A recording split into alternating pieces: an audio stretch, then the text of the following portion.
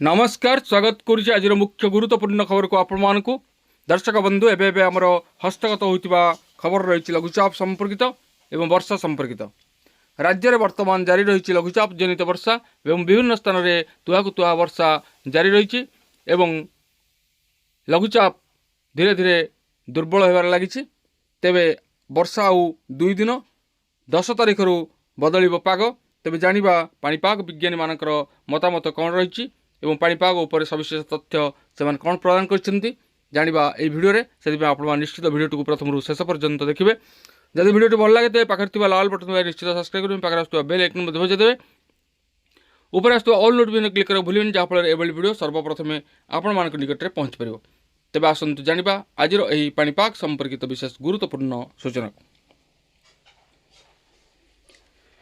गांगेय पश्चिमबंग और यार आखपाख अंचल रे थिबा लघुचाप क्षेत्र आज दक्षिण पश्चिम गांगेय पश्चिमबंग और यार आखपाख अंचल रे अवस्थित यह जड़ित घूर्णिबलय समुद्र पतन ठारू 7.6 किमी उच्चता सह दक्षिण पश्चिम आड़ को व्यापी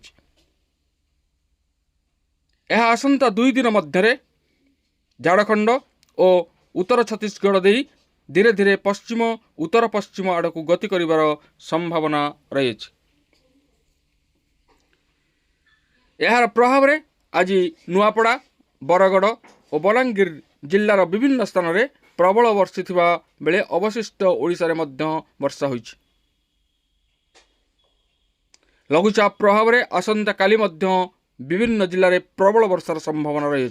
विशेषकर बलांगीर बरगड़ और नुआपड़ा जिल्लार गोटे किंबा 2टी स्थान में झटका पवन बेग घंटा प्रति 30 रु 40 किलोमीटर बेगर बहिबा सह प्रबल रु अति प्रबल वर्षा हो पारे। तेणु आंचलिक पाणीपाग विज्ञान केन्द्र पक्षरु ए सबु जिल्ला पई ऑरेंज वार्निंग जारी कर जायछि। एथिसह पश्चिम ओडिशा रे भी प्रबल वर्षा नहीं येलो वार्निंग जारी करिछि पाणीपाग विभाग। 9 तारिख दिन वर्षार अनुपात कमिब 10 तारिख रु राज्य रे पाग सुखिला रहिबो बोली पाणीपाग केन्द्र पक्षरु स्पष्ट करा जायछि। तेबे आमे देखुचे जो घूर्णिबलयटी सृष्टि होता जो लघुचाप परिणत होता तार प्रभाव ओडिशार विभिन्न जिले में पड़ी एवं विभिन्न जिले में वर्षा जारी रही।